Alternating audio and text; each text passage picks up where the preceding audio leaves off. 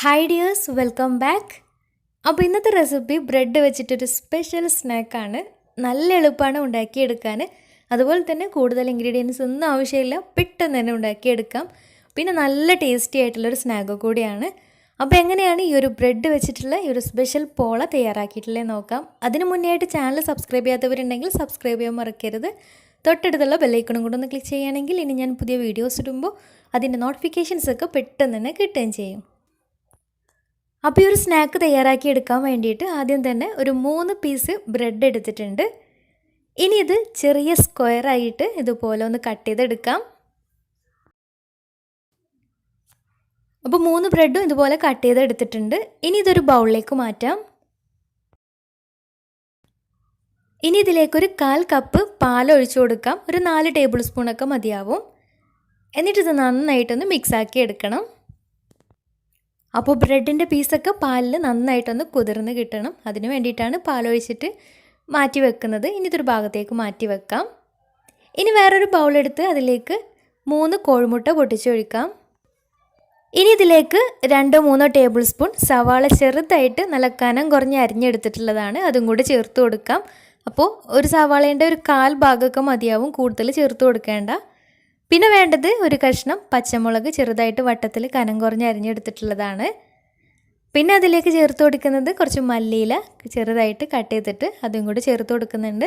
അതിൻ്റെ കൂട്ടത്തിൽ കുറച്ച് കറിവേപ്പിലയും കൂടി ചെറുതായിട്ട് കട്ട് ചെയ്തിട്ട് ചേർത്ത് കൊടുത്തിട്ടുണ്ട്. ഇനി പാകത്തിന് ഉപ്പും കൂടി ചേർത്തിട്ട് നന്നായിട്ടൊന്ന് മിക്സാക്കി എടുക്കണം. അപ്പോൾ നന്നായിട്ട് തന്നെ മിക്സാക്കി കിട്ടണം. നന്നായിട്ട് ഇളക്കി മിക്സാക്കി എടുക്കാം. അപ്പോൾ നന്നായിട്ട് മിക്സാക്കി എടുത്തതിന് ശേഷം ഇനി ഇതിലേക്ക് നേരത്തെ പാലിൽ കുതിർത്ത് വെച്ചിട്ടുണ്ടായിരുന്ന ബ്രെഡും കൂടി ചേർത്തിട്ട് ഒന്ന് ഇളക്കിയെടുക്കാം. അപ്പോൾ ജസ്റ്റ് ഒന്ന് മിക്സാക്കി എടുത്താൽ മതിയാവും. ബ്രെഡ് അതിൽ കിടന്ന് ഉടഞ്ഞു പോകരുത്. ഇനി ഒരു നോൺ സ്റ്റിക്കിൻ്റെ പാന് സ്റ്റൗവിൽ വെച്ചിട്ടുണ്ട്. എന്നിട്ട് അതിലേക്ക് 1 ടേബിൾ സ്പൂൺ നെയ്യ് ഒന്ന് എല്ലാ ഭാഗത്തേക്കും ഒന്ന് സ്പ്രെഡ് ചെയ്ത് കൊടുക്കാം.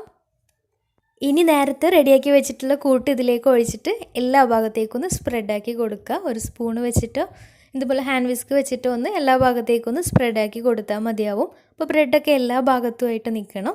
അപ്പോൾ ഒന്ന് സ്പ്രെഡാക്കി കൊടുക്കുക.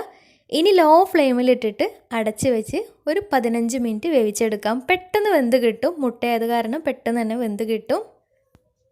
പിന്നെ ഇതുപോലെ വേവിച്ചെടുക്കുന്ന സമയത്ത് ഈ ഒരു പാനിൻ്റെ താഴെയായിട്ട് പഴയ ഏതെങ്കിലും നോൺ സ്റ്റിക്കിൻ്റെ പാനോ അല്ലെങ്കിൽ ഏതെങ്കിലും അലൂമിനിയത്തിൻ്റെ അടപ്പൊക്കെ ഉണ്ടെങ്കിൽ അത് താഴ്ഭാഗത്ത് വെച്ചിട്ട് വേവിച്ചെടുക്കുകയാണെങ്കിൽ അടിഭാഗം പെട്ടെന്ന് കരിഞ്ഞു പോവില്ല, കറക്റ്റായിട്ട് കിട്ടുകയും ചെയ്യും. അപ്പം അങ്ങനെ ഉണ്ടെങ്കിൽ അത് വെച്ചിട്ട് ചെയ്തെടുത്താലും മതിയാവും. ഇനി ഒരു 15 മിനിറ്റ് കഴിഞ്ഞിട്ട് തുറന്ന് നോക്കാം. അപ്പോൾ ഏകദേശം ആയിട്ടുണ്ടാവും. മുകൾ ഭാഗമൊക്കെ ഒന്ന് സെറ്റ് ആയിട്ടുണ്ടെങ്കിൽ ആ മുകൾ കറക്റ്റായിട്ട് വെന്തിട്ടുണ്ടാവും. അപ്പോൾ ഇത് ഏകദേശം 15 മിനിറ്റ് ആയപ്പോൾ തന്നെ കറക്റ്റായിട്ട് വെന്ത് കിട്ടിയിട്ടുണ്ട്. പെട്ടെന്ന് തന്നെ വെന്ത് കിട്ടുന്നുണ്ട്. ഇനി ഇത് വേറൊരു പാനിലേക്ക് ഓയിൽ ബ്രഷ് ചെയ്തിട്ടുള്ള അല്ലെങ്കിൽ നെയ്യ് ബ്രഷ് ചെയ്തിട്ടുള്ള ഒരു പാനിലേക്ക് ഒന്ന് മറിച്ചിട്ടിട്ട് മുകൾ ഭാഗം ഒന്ന് ബ്രൗൺ കളറാക്കി എടുക്കാം. ഒന്ന് ജസ്റ്റ് ഒന്ന് കളർ മാറ്റി കിട്ടിയാൽ മതിയാവും. പിന്നെ ഈ ഒരു പോള 3 മുട്ട വെച്ചിട്ടായത് കാരണം കൂടുതൽ ഹൈറ്റ് ഉണ്ടാവില്ല. അപ്പോൾ കൂടുതൽ ഹൈറ്റ് വേണമെന്നുണ്ടെങ്കിൽ 4-5 മുട്ട വെച്ചിട്ടും അതുപോലെ തന്നെ കുറച്ചും കൂടെ പാലും ചേർത്തിട്ട് ഒന്ന് മിക്സാക്കി എടുത്തിട്ട് ഉണ്ടാക്കിയെടുത്താലും മതിയാവും. പിന്നെ അതിലേക്ക് ബ്രെഡ് എക്സ്ട്രാ ചേർക്കണമെന്നൊന്നുമില്ല. വേണമെന്നുണ്ടെങ്കിൽ ഇതുപോലെ ഒന്നും കൂടെ ഇതിലേക്ക് കട്ട് ചെയ്തിട്ട് ചേർത്ത് കൊടുത്താലും മതിയാവും. അപ്പോൾ നല്ല ടേസ്റ്റി ആയിട്ടുള്ളൊരു പോളയാണ്. പെട്ടെന്ന് തന്നെ ഉണ്ടാക്കിയെടുക്കുകയും ചെയ്യാം. അപ്പോൾ എല്ലാവരും ഒന്ന് ട്രൈ ചെയ്ത് നോക്കുക. എന്നിട്ട് നിങ്ങളുടെ ഫീഡ്ബാക്ക്സ് താഴെ കമൻറ്റ് ബോക്സിൽ അറിയിക്കാൻ മറക്കരുത്. അപ്പോൾ ഇന്നത്തെ വീഡിയോ ഇഷ്ടമായെന്ന് വിചാരിക്കുന്നു. ഇഷ്ടമായെങ്കിൽ ലൈക്ക് ചെയ്യുക, ഫ്രണ്ട്സ് റിലേറ്റീവ്സിനൊക്കെ ഒന്ന് ഷെയർ ചെയ്യുകയും ചെയ്യുക. അപ്പോൾ നല്ല വീഡിയോയുമായി വീണ്ടും വരാം. അതുവരെ take care, bye, thank U.